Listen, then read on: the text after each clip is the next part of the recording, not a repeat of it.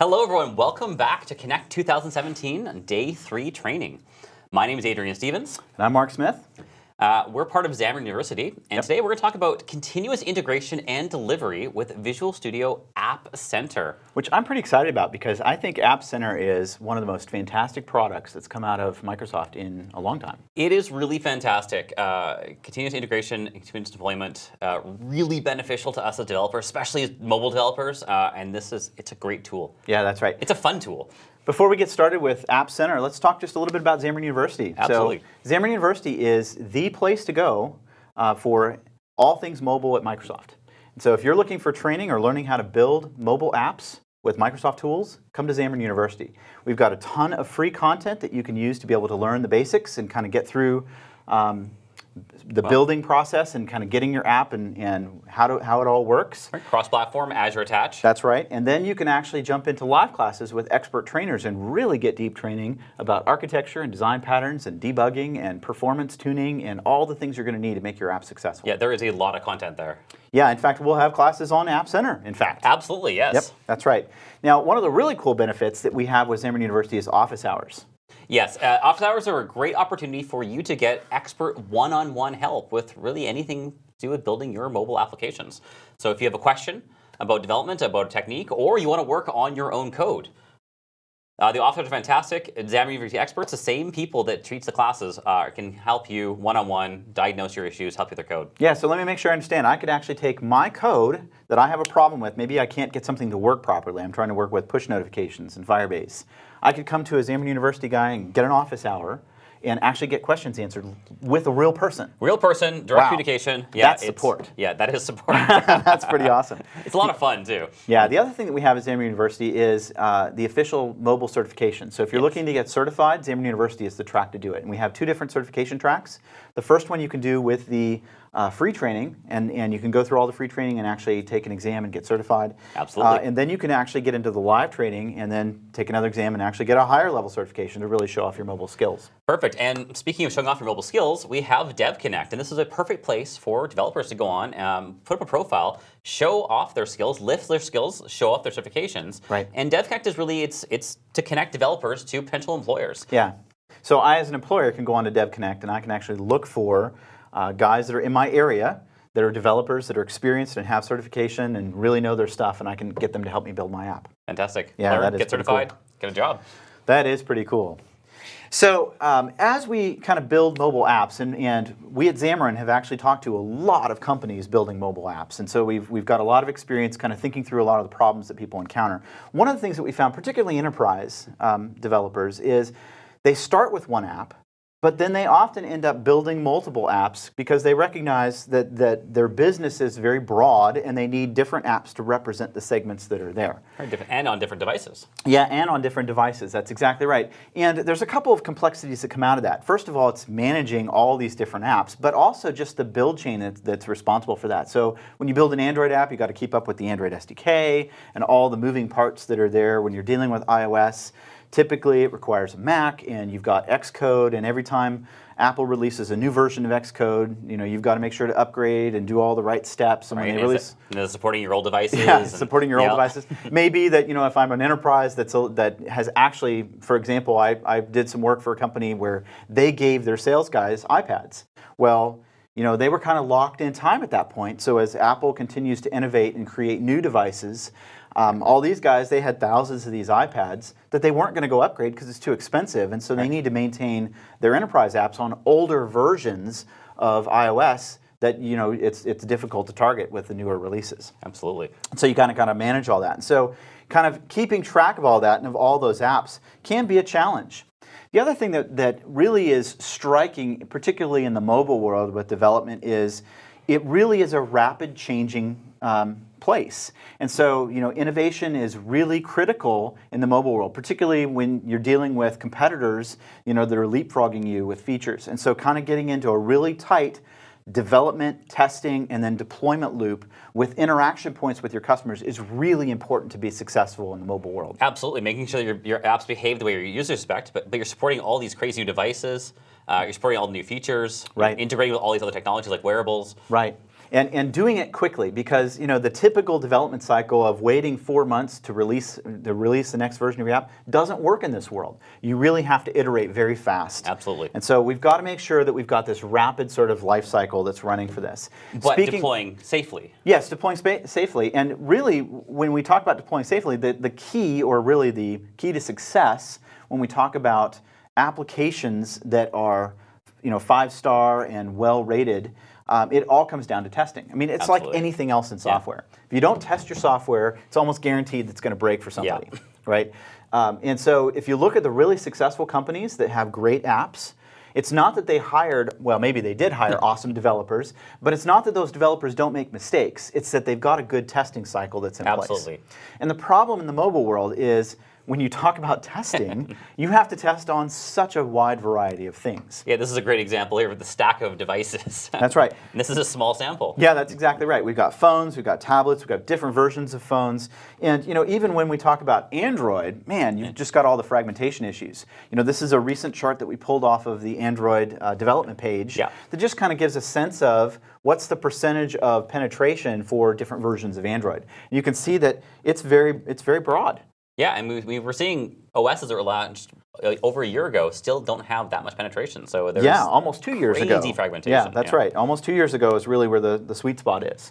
And so really being able to make sure to test all your apps on all these different form factors, on all these different OS versions is really critical. We've got to make sure to do that in order to create high-quality apps. So how do we do that?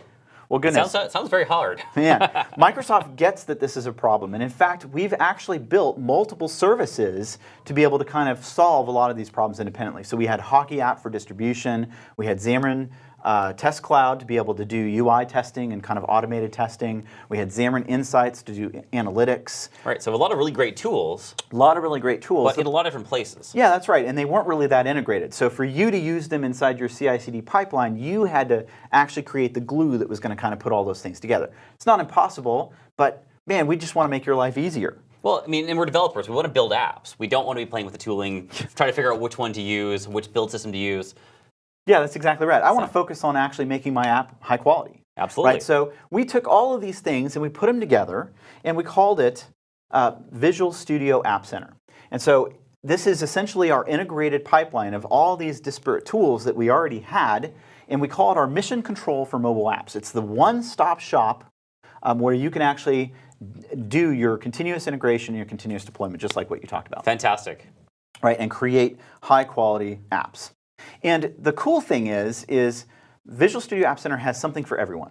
It doesn't matter what tool system you like to use or what language is your favorite. We're not going to lock you into our ecosystem of Microsoft tools. As much as I'd love for every one of you out there to be doing Xamarin development, we realize there's reasons to do development with other platforms too. And App Center supports those. So if you're a big fan of Java, using Java tools to build Android apps, we got you covered. If you want to use Swift for your iOS apps, very cool. We can do that too. So you can use any one of these to be able to support that. Right. So it's not just Xamarin iOS, not just Xamarin Android. It's native Android. That's exactly right. So you can use your native Android tools to be able to do things with Visual Studio App Center. And just this week, we actually announced support for macOS, which is pretty cool too. That's fantastic. All right, so what things are actually available in Visual Studio App Center? Well, we have 6 basic services that are kind of all integrated. And this is changing pretty quickly over the time that it's been in preview and now been launched. We've kind of seen a lot of churn in here, and I'm sure there will be new features that are added too. But the 6 things that we're really going to talk about today are the build service, the testing service, the distribution service, the crash reporting service, the analytics service, and then push notification service. Pretty fantastic. So really, the core of the tools that we're going to want as mobile developers to make sure that our app is deploying safely. Yeah, that's exactly right. Yep. Thank you, Adrian. So, and here's another cool thing about this is you can actually integrate this into your existing CI/CD pipeline. So, for instance, if you decide that you would just like to take one of those services and use it as part of your application development process, you can totally do that. Right, you may have invested time in other services already, but there's some things that this does that you're not doing already. That's right. So maybe you've already got a Jenkins server that's your build host. Great. You can continue to use that and push testing into App Center and get your application tested with our set of devices that are in the cloud. Right. So it's very cool. In fact, App Center was actually designed first with an API. So the original genesis of App Center was all built around a web service API that you can actually leverage and use. Right, really meant to be flexible. And also, that really nods to the fact that we don't have to leverage all of these services. We don't have to use all 6. We use the ones we want. You pick the services that you want to use, right? So yeah, you can choose. And there's an actual command line interface as well. So if you want to interact with the command line and put it into your scripting system, you can totally do that as well. So it's pretty cool that again, we're not going to lock you into our ecosystem. You choose the things you want to use. So let's talk just about the first pillar, which is the build service. So the cool thing about the build service is, again, we are going to make it really easy for you. You can actually connect your code from a variety of different existing source code repositories. So we support today GitHub and Bitbucket and Visual Studio Team System. Pretty fantastic. Yeah, and so we can actually pull your source code right out of those repositories and run it through our build system. Right. So again, we're not locking into any one ecosystem or one system. Git, really common, Bitbucket, Visual Studio Team Services, all really common repositories. Pull those in. Right. In fact, if you probably did an analysis of the most common places to find source code, my guess is the 90% is in these 3. I would think so, yeah. So this is where most people are storing their code. And here's the cool thing is we can pull that code in, we can run our build chain, so we're maintaining the servers, we're upgrading the tools, we're keeping all those SDKs up to date. We've got the Macs. Right. Yeah, so, this is the secret sauce. I mean, this is the hard part of the build. That's exactly, yeah, totally. And so we can do all that for you. We'll pull your build down from your source code, and we'll actually run it through, and then we can distribute it for you. So we can actually send it out to your testers too. So we'll do the build, and then we'll give you a report saying whether or not it's successful or not. You can actually configure whether or not you want release builds. You can do custom builds where you can build off of different branches. So it's very, very flexible, very, very cool. You can do the builds on demand, so I can choose when I want the builds to be done, or I can just do it automatically as part of any push that goes in. So there comes your continuous integration, right? So and what I'm really seeing with this is it's not just the safety, but it's also it's the efficiency. I'm no longer worried about pushing out these distribution builds or making these builds. I just commit the code, and this all happens automatically. Right. Yep, so I make a change, I push it into the source code repository in a specific branch, and that kicks off a build, and it automatically makes sure that my build is successful. Yep, and I'll get a notification about it. Excellent. So the other part of this, as I mentioned, is we can actually take those builds, and then we can distribute it to your testers. Those testers may be a specific group, and so I can actually correlate to a particular branch that goes out to one set of testers, or I can say it goes out to all of them, or I can even pick individuals and say, hey, here's the link to the build that I want you to test. And then you can install it on your device and then run the app directly. So this morning, as an example, we built our app. Absolutely. And then we pushed out the link to the app to the team just to kind of get some analytics on it. And people just downloaded it right from there and installed it on their device. It's pretty awesome. Pretty fantastic. Which reminds me, I think I need to update the latest version. That's right. So one of the other things that we get out of the distribution service is you can actually do in-app updates as well. And so you can integrate the SDK from App Center into your app. And as part of the build process, when the app launches, it can actually go up to the App Center servers, and it can detect that there's a new build available for this group, and it can pull that down if they accept it, it can pull it down and install it for you, so that they don't need to do that process manually, which is pretty making cool. Everything easy. So easy for the developers, easy for distribution, and easy for your users, for your testers. Yeah, that's exactly right. And the final piece of that is, of course, once you've done all that testing, and once you've kind of gone through that process and you feel like your app is rock solid, we can publish right from App Center to the Google Play Store or the Apple Store, the App Store. App Store. Yeah, and so Excellent. we take that final step where you interact with our system, and we'll interact with iTunes Connect or with the Google Play Store, which is pretty cool. So let's just look at some of the services that are here, and let's specifically focus on the build server. So I've got App Center up here. This is just appcenter.ms is the link for it. And you can also just search for App Center. You'll find it. So there's a variety of things. This is sort of the starting page once you log in. And it's really easy to create an account here too, isn't it? It is. And so I'm logged in with my Microsoft account, but you can actually choose to use a GitHub account, Facebook account. I think Google as well. I think Google might be there as well. You can just do regular old email, use your password. Or you can just create a new account. So we're giving you lots of options. Yeah. You can choose exactly how you want to log in. I'm part of 2 different organizations. The one I'm most interested in here is Xamarin University, and so this is our Garden Helper app that we started. I already have both Android and iOS set up here. Fantastic. And so, for example, if I click on the iOS app, you can see that I can go to the build service here, and I can see all the branches. So I've connected App Center with my Visual Studio Team Systems GitHub or Git account, and you can see that I've got one branch here. And I can actually look at the history of this. I can see there were 2 failures, and then there were some builds here. I can even kick off a new build right now.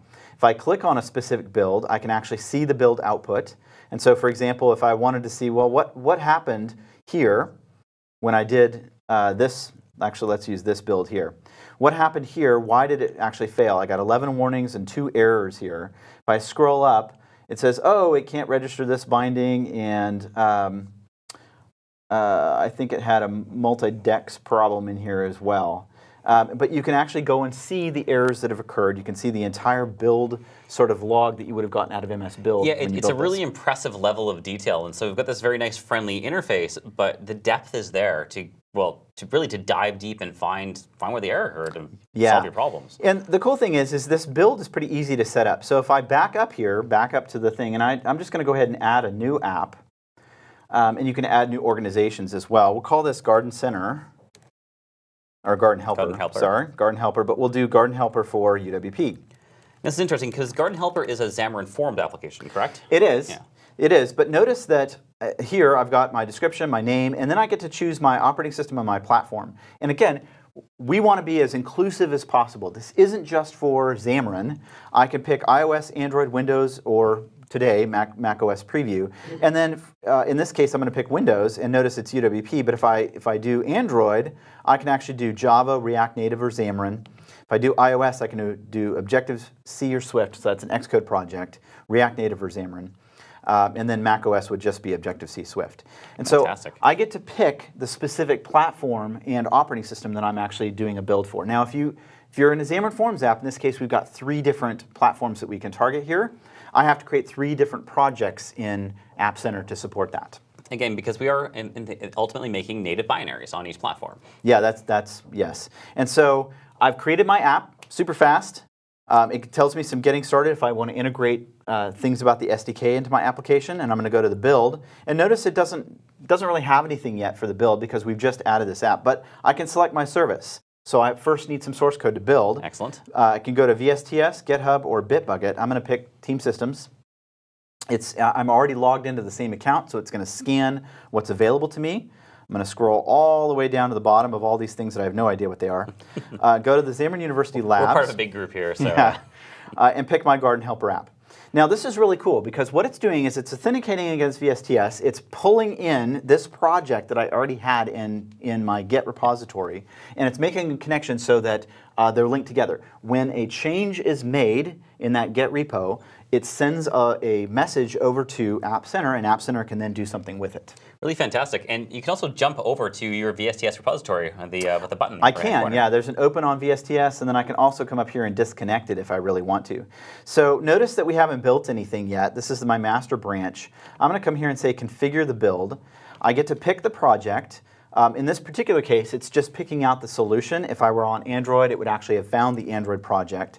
I can set the particular configuration that I want. So this is just coming out of that solution configuration. So you can see I've got all my regular configurations that were already present there. Right, they're already defined in your solution. They're already defined. I can pick my platforms. I can define build scripts. And so build scripts allow me to put custom steps in here. For instance, if I wanted to connect some testing into this, every time I do a build, I also run some tests. I could do it with some build scripts. Again, friendly but flexible. And then I can also set my build frequency. So build this branch on every push or manually choose when to build it. I can increment the version number, and I can set environment variables. The environment variables are pretty useful because then I can have some custom things that happen as part of this build process specific to this build or this branch that it's associated with, which is pretty nice. I can then sign the builds or distribute the builds as necessary. And so we're going to go ahead and say, yes, let's go ahead and distribute to any collaborators right now. It's just me. And I can even create a build status badge. And so if I want to track whether or not that build is successful, I can get a little badge that I can put into my GitHub repo or whatever. Right, really nice, especially for things like open source projects. And let people know that your builds are succeeded and they can pull down that code and get working on it right away. Yeah, so I'm going to go ahead and hit save and build. And it's going to go off and do its thing.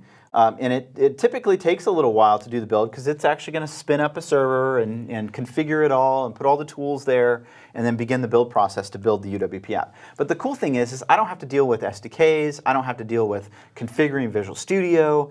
I've connected it, and now I'm going to be the build master, and I'm going to have Microsoft servers do that build for me. I mean, there's very few steps to wire up a UWP project.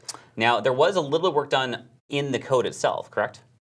In your UWP project? No, not to do the build. Not to do the build, no. Yeah, so from a build perspective, I don't have to do anything in the project itself. It's just setting it up in the portal, and it'll do the build for me. Pretty fantastic. And one of the really cool things is even this week, this really saved my bacon because I didn't bring a Mac with me to Seattle. I don't live in Seattle, and I didn't bring a Mac with me, and I needed to do a build of the iOS version of this application. Well, what am I going to do? I don't have a Mac. You don't I need have a a Mac Mac with you. to be the build host. Yeah. Well, I used App Center, and I went in and said, hey, trigger a new build on this, and I used Microsoft servers to build the app for me, and I actually had it deploy right to my phone. Pretty fantastic. Yeah, pretty fantastic. No build host for me, but somebody has one.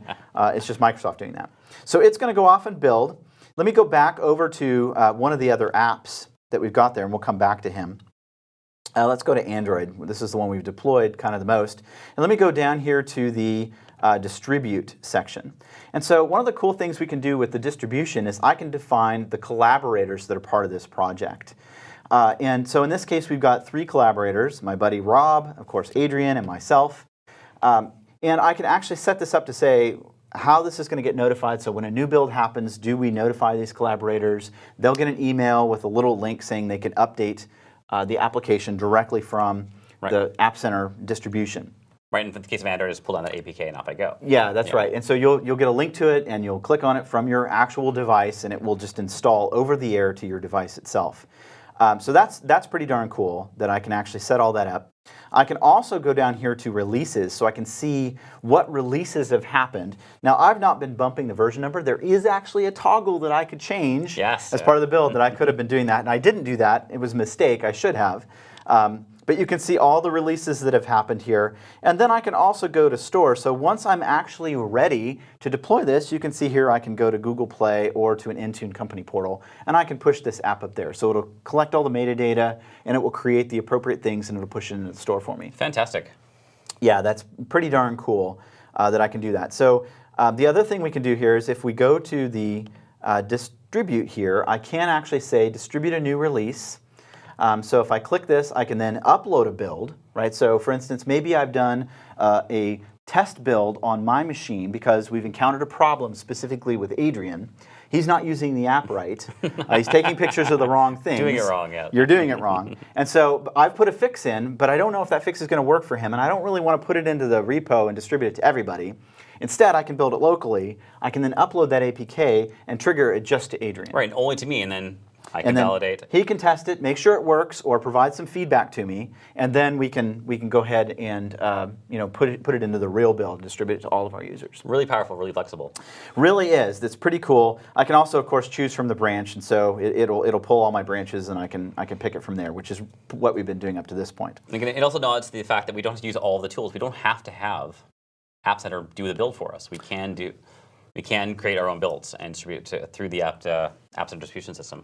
Yeah, that's yes. And so it's still building. I was kind of hoping that we'd see it. We might be able to at least see where it is. And so you can actually click on it while it's running, and you can kind of see what it's doing. So notice it's pulling down NuGet packages here, of which there's a lot. And so it's still going through the build process. But that's the idea of the build tier. So let's go ahead and look at the next pieces that are available here. Excellent. So the next one is the testing piece. And so again, I mentioned testing is critical with your mobile apps, particularly testing across lots of devices and platforms. And this has historically been very challenging as well. It has. I think really testing is the key to being able to ship high-quality 5-star apps. Absolutely. If you don't test your app, you're going to get bad reviews. It's almost guaranteed. And so we want to be able to release our apps quicker, have a quick iterative process, but be able to continue to do that testing that generally, at least historically, has always taken a lot of time. Right, and we need to be doing automated testing. Yeah, we want to do automated testing, and we want to test on a lot of devices. And we also want to make sure that we test the same scenarios, because if we leave it up to users to do our tests for us, often, it'll be like, well, I didn't really change anything with that aspect, so I'm not going to go through those particular screens. Right, the manual testing. Yeah, and invariably what happens, at least in my case, is it almost always, something I changed here probably broke something there. And so we want to make sure to go through all those test scenarios. Absolutely. And so we're going to build automated tests. And the cool thing is Visual Studio App Center supports automated testing. I can actually write out build scripts that'll drive my app through all of its various paces to be able to verify that it does what it's supposed to do. Right, we're not just talking about unit tests. We're talking about actually interacting with the application, interacting with the UI in an automated fashion. That's correct. So we call those behavioral tests or UI tests. And we want to be able to test on all these devices. And I don't want to lock you into a framework. And so again, Visual Studio App Center provides choices for you. You can choose to use Appium, or I can use Espresso with Java, or I can use Apple's XCUI test, or I can use Xamarin UI test. All right, and write our tests in C#. And write my tests in C#, which is my framework of choice, but it may not be yours. And that's the key critical piece here is Visual Studio App Center allows you to choose exactly what technology you want to leverage here, but we've got something for you. So one of the questions that came up here was, Peter asked, can I build an iOS or Android app using Apache Cordova? Yes, you can. So the build chain, I believe, is there. My understanding is there, yes. Yeah, my understanding is you can, Peter, but check the docs just to backtrack me on that. So let me just show you kind of the testing piece here. And what I want to show you first is I'm going to pull this app up, and this is a slightly different version of the app. This is the one that's actually in the full repo that's being built here, because I've actually got some tests. So I used Xamarin UI Test, which is a C# testing framework, to be able to drive the app through its paces. Fantastic. And we've got some great classes at Xamarin University on Xamarin UI Test, and so I can't explain everything here today in the time that we have, but I want you to be aware that it's a great way of actually driving your app through its paces, and you can write the test in C#, but still test a native app. So it doesn't have to be written in Xamarin. Your application doesn't have to be written in Xamarin. Right. I can simply write my tests using C#.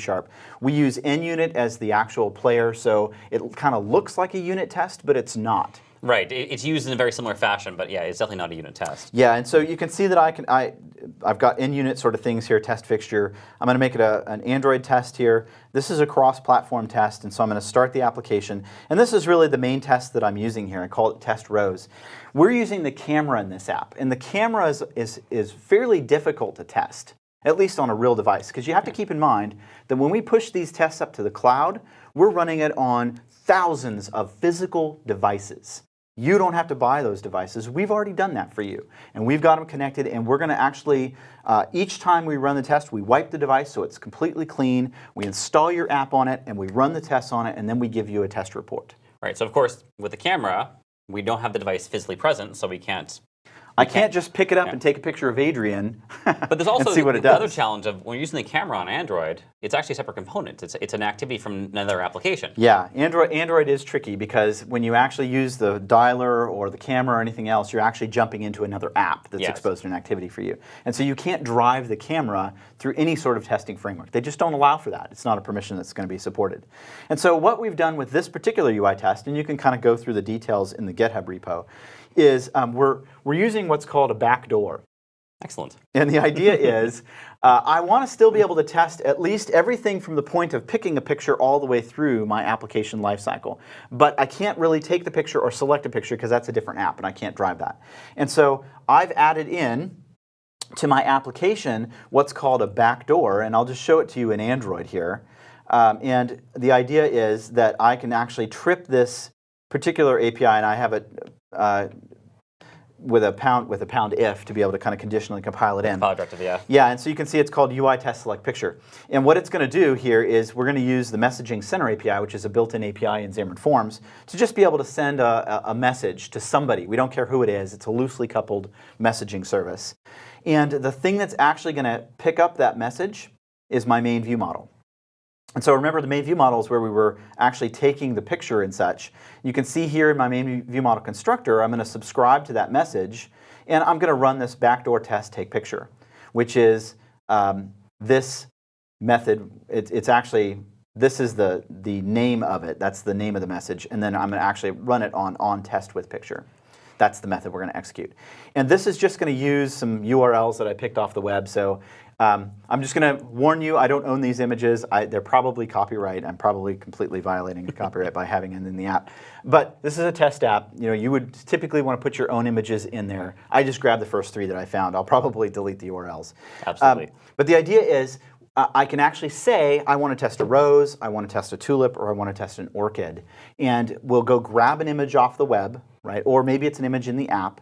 And then I'll hand it down to the rest of the services to actually test it and make sure that it drives through those things. And again, I mean, this is really powerful as well, even inside of the camera issues, in that we use in the backdoor, we can constrain the test. So we've got a consistent source input and to test the rest of the UI. Yes. And so let me just go over here to Android, and I'm going to go to the test section, and I can see my test runs. And so you can see here I've got 2 test runs that have run. And I can see my memory that's been used. If I click on one of the tests, I can even see whether or not they passed or failed. And so in this particular case, we can see there were some failures that happened, but I do have some successes as well. I can click on the failure and get an idea of what exactly happened. So take a picture showing a rose, right? Notice what happened here is these 4 devices here, the Google Pixel and the Samsung Galaxy Note 8 and the Samsung Galaxy S7 Edge running Android 7, all worked successfully, but for some reason, the Samsung Galaxy S7 Edge running Android 6 crashed. And this is really interesting because these are all popular commercial devices. Yep. They superficially seem very similar. Yeah, in fact, I have a Galaxy S7 Edge. And your local testing has been working as and well. my local tests work just fine, but I'm running Android 7. Yeah. And it turns out that for some reason, Android 6 actually has a problem. This is, by the way, a real device. And so this isn't some fabricated simulator that's in the cloud somewhere. This is a physical device connected to a server that's running my test. Yeah, which is similar to the device you have in hand, but not the same. And yeah, really shows the power of having access to this huge collection of devices for UI testing. Yeah, last count, I think there were over 3,000 devices wow. in the test lab. So it's pretty cool. I can get information on the device that failed. It could be the amount of memory or maybe the CPU that's there. I can then even see the logs for this. And so we get device logs on Android. It's going to be the logcat, so it's everything that happened on that device. On Apple devices, it's going to be really their system log. Yeah. It's the system log that comes in.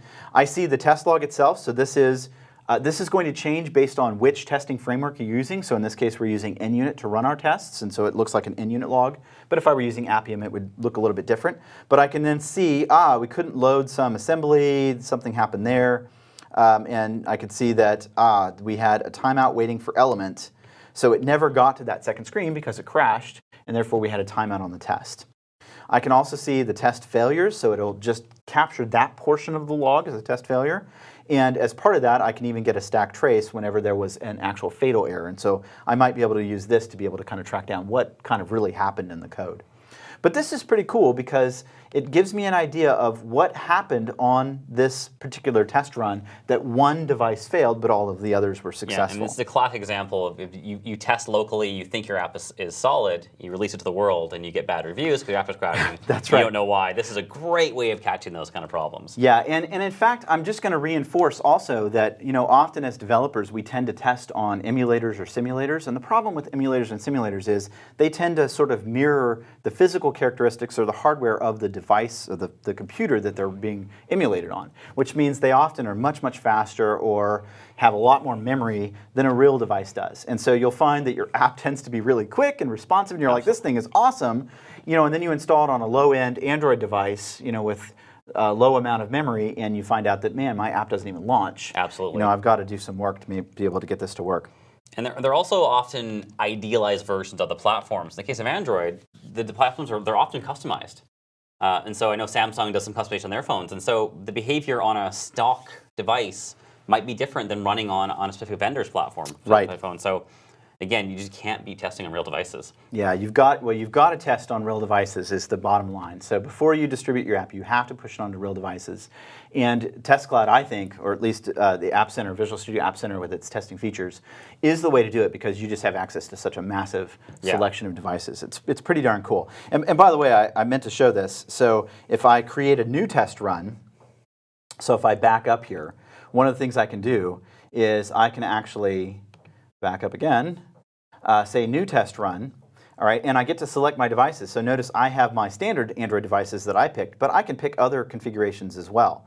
And so these are different physical devices that I have access to that I could select. So maybe I do an HTC running Android 6, just to see maybe it's an Android 6 issue that I've got here. Maybe I've done something in my app that is restricted on Android 6 or not available in Android 6 because it's an Android 7 API. All right, so I could use some of these to try out some other devices running similar versions of Android and see, is it the device, is it the operating system, what really is the fail? Yeah, really powerful, and things that we've often relied on beta testers for to track down in the past. Right. We don't have to do that now. We can actually just use these automated testing features, so we can catch those problems before our users do, and that's the key. Absolutely. Right? High quality apps. So the last set of services that we want to look at are Crash and Analytics. So Crash and Analytics is pretty cool. What it allows us to do is catch crashes that happen in our apps. They get reported into App Center, and then I get an actual view of that crash. So I can see a stack trace. I can kind of investigate and kind of figure out what really happened before the user reports it to me, and that's the key. Yes. Right? It's an early opportunity for me to engage with this particular error and find it and fix it before it becomes a real problem in the review process. Now, hopefully we've reduced the number of crashes, but when they do occur... That's right. We can actually catch them. So this is once it's in the field. And these services that we're looking at here actually do require a little bit. So Adrian, you asked earlier, what do I have to do in my source code to integrate into App Center? Up to this point, nothing. Right? We did have to add the backdoor, but only because we were interacting with the camera. And again, that's standard for doing UI testing. Yes, any kind of UI testing. That's just the way it is for UI kind of tests. For these services that we're looking at here, Crash and Analytics, there are SDKs that you download and install into your app, and you have to register and set them up. Yeah. Once you do, you then kind of engage with these different services. And these are all opt-in, so you can choose which ones you want to use and which ones you don't. And so I can say, just use Crash services, for example, but I don't really want to collect any analytics on my customers. Or I could choose to use push services and none of the others. So I can pick and choose which ones I want to actually engage with inside my application by installing those specific SDKs. Fantastic. So the Crash service is pretty cool because I can actually catch errors early and engage with them and then potentially even interact with my users as part of that. Analytics is also pretty interesting because I get a bunch of somewhat anonymous information back about where my app is being used, what kinds of devices it's on, how long people are using the app. I mean, sort of general demographic information that can help me identify who is my customer base. Absolutely. Or maybe even identify new customer bases I want to go after. Yeah, it's a really valuable analytics, and we always think we know who our users are going to be and where they're going to go, but this gives a lot of insight as the type of users we have and the type of devices being run on. Yeah, or even the carriers that they're on and things like that. So we can collect all kinds of interesting information and sort of segue that or segregate that into data that we could then parse. The other thing that we can do with the analytics engine is we can actually produce what we call custom events. And the idea is these are events that we generate in our app that are then pushed into App Center that we can then analyze and figure out specific details on. So I might use this for, say, on a certain feature in my application to find out if a user has gone to a certain screen or clicked a certain button or performed a certain action. Yeah, this is a great way even to do like A/B testing, where maybe I've created a new feature and I'm trying to decide which way, how do my users, how do I want my users to engage with this feature? I could implement it a couple different ways, push the two versions out to two different sets of testers, and then look and use custom events to track how they're doing it, and then kind of collect that information back to decide, how do I then improve my application? What's its evolution path look like? Really fantastic, really powerful. It is very, very powerful. It's very cool. The other thing that we can do is push notifications. So push notifications are historically really painful to work with because you have to deal with a variety of different servers out there. So with Apple, we have to use APNS. Yeah. On Android, we're going to use Firebase, and you have to set everything up. Now, what we're trying to do with this is we're trying to make it a one-stop shop for push notifications. And the idea is once you've set up the app to be able to support push notifications, then you can go into App Center and you can actually use your analytics data to target specific groups of customers that you would like to send those push notifications to. App Center will do all the work of actually interacting with Apple and Google's servers, and it will get those push notifications out to the device, which is pretty cool. Really fantastic, and it does save a lot of headache. Yeah, so just as an example, I could create an audience where I say, I want to target all of my US customers that are on T-Mobile. And I'm going to send out a push notification because I've detected some sort of issue with the application, and I just want to let them know that it's corrected in the latest version. I can go into App Center and use that as an audience and then push that notification out to just that select group of customers. Really powerful. Very, very powerful. So let me just just show you a little bit of how this works really quickly. So again, I'm going to back up here, or rather, let's look at crashes. So I've actually got a crash in my app. It's only in the debug build because I didn't want my release users to see it. But what I did is I cheated a little bit. I could have actually just put an exception in, I suppose, that wasn't caught. I stuck it into the main page.xaml here. So what I did, and so you can see here's my debug, is I just added a gesture recognizer onto the little instruction label that's at the top of the app. And when you tap on it, we're going to go ahead and generate an exception. Now, I did it with the Crashes SDK, so I added the NuGet package. Because, of course, there's no way you've written a crash otherwise. That's right. Yes. Well, not in my code anyway. Not in your code. Maybe in your code. And you can see I've actually added into this all of the App Center NuGet packages. So Microsoft.App Center is the common NuGet package. We also have the analytics, the crashes, and the distribution. So distribution is what it lets me do in-app distribution. Now, I saw some instructions when you created that new UWP application on the portal. It does. It gives you some specific instructions about how to do this, so it's really, really simple to add. You add the NuGet package. I can generate a test crash here just to be able to see whether or not that's working and whether or not it's being reported. Fantastic. The other thing we could do is we can actually do custom events with this as well. But let me just show you the crash portal first. So you can see I had 2 crashes, and it's kind of cool. I can actually look and see, here's the stack trace for this, right? And so I can kind of get some detail on where did this actually happen. I can see what kind of device it was, most affected on, crashes per day. So I can get some analytical information related to those crashes and maybe be able to identify patterns. And so maybe it's only happening on Galaxy devices or maybe only on my S7. Right. So we can kind of determine why is this crash sort of occurring. So that's pretty cool. The Analytics tab, basically once you add in the Analytics package and turn it on, you actually will get automatic analytics on your users. And again, this is somewhat anonymous, so we do not identify specific devices. Right, there's not really personal information here. That's right. There's no personal information that's collected as part of the basic analytics piece. But you can see the devices that it's installed on. So in the Android case, we've got an S7 Edge, an S5 Neo, a Pixel 2 that are all using this app. And so we can get an idea of how long are people using the app, the daily sessions, the countries that they're in. So we only have 2 countries here. Hopefully, maybe as part of this session, we'll get some more people involved. Well, we'll have Canada soon. Yeah, that's right. We'll have Canada soon. We've got English and Germany as represented as the languages, and then we can kind of see what versions people are using as well. So this just kind of gives us a great picture of our user base from a generic perspective. I can also get a little bit deeper into this. So notice that we have log flow. Log flow is actual start session, end session, and it will show things like crash events that are happening here. So I can get a sense of people that are opening the app. And then finally, we get the custom events. I have several custom events that are in here. I'll show you those in just a second. But here in the portal, you can see all the custom events that have happened, how many times they've happened, the number of users that they've happened to. So these are things that I'm reporting. Right. Again, this is really powerful because this is a great way to find out if your users are using the features in your application. Right. So one of the things that I've got here is I've got actual custom events tied to the 2 buttons. And so we have the take picture and we have the user picture, so use existing picture. And so I can see, 9 people have done or at least 9 times people have done the take photo, only 8 times for select photo. So I can get a sense of how often are people kind of engaging with this part of my app, or what tends to be the most common path that people are using. And that's really important as we try to evolve our application, right? What are we going to invest in moving forward? Right. So if I click one of these, you can see the users, and again, we get kind of some analytics counts that are happening here. And I can kind of look at each one of these to kind of get a sense of how often our users is the app reporting those custom events. So there's a couple of things that need to happen in order to use these packages.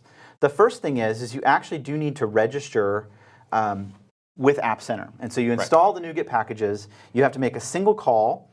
In Xamarin Forms, you can actually combine all of them together. And so now that we have a UWP version, I can actually uncomment that. And then we need to put a plus right here. I do. Right, of course, Xamarin Forms is now in your shared code. And so yeah, this is in my shared code. So this is my shared code that's across all these platforms. We call App Center start, and we give it a GUID. That GUID uniquely identifies the specific project in App Center. And that just comes from the portal. That comes from the portal, and so I can say Android is this GUID, UWP is this GUID. Oh, I don't have the GUID. We'll have to put that in there. Right, you just create the project. So I'm going to comment that out because I don't know what it is yet. And then we've got the GUID for iOS. And then I'm going to say I want to use analytics and I want to use crashes. Right. So those are the two pillars or pieces that I'm going to use here. Then once I've actually done that, I can start reporting my custom events. And so if I go into main view model, we can see here when we take a photo, just as an example, I'm doing analytics.trackEvent. And I'm going to say, are we using an existing photo or taking a new one? Select photo clicked and take photo clicked. That's how we're getting that specific notification or that specific event name. Right, triggered in the actual application code. I can also pass details with it. So one of the things that doesn't happen today with the analytics reporting is it doesn't report caught errors. So it will catch uncaught errors and report those Those are crashes. But if I catch the exception, there's no way to report that. And so I'm using a custom event for that, just to know what's happened in the photo service. And so I'm calling it process picture error, and I pass in a dictionary of string to string. And so it's just a key value dictionary path. I've got the message from the exception, I've got the operating system, and I've got the idiom. So that's, is it a phone, is it a tablet kind of thing.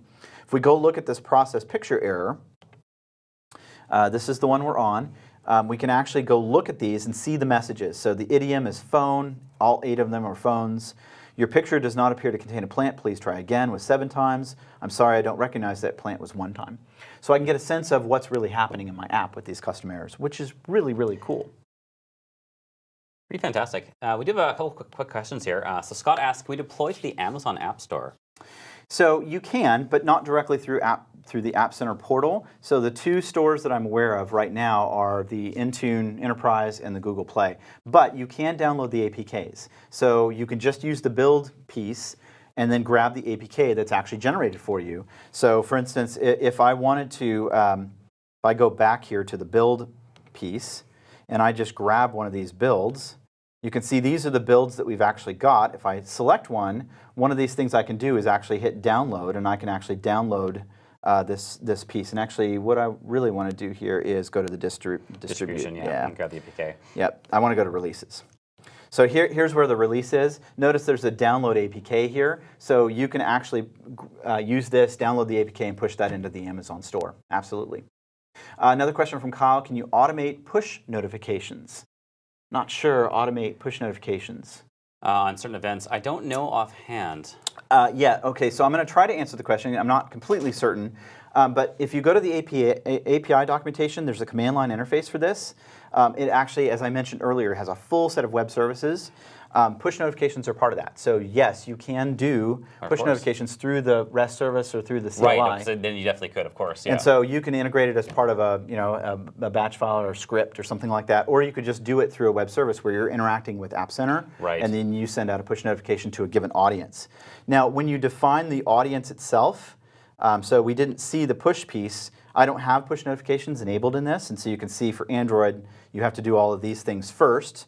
But what I can do is I can actually go to my audiences and say, let me create a new audience. We'll call it all peoples. And I can add a rule. And the rule, this is being driven off of analytics. So notice we've got country, the mobile carrier, the language. I could say the device model is or is not. We know it works on the Pixel 2. So I'm going to skip the Pixel 2.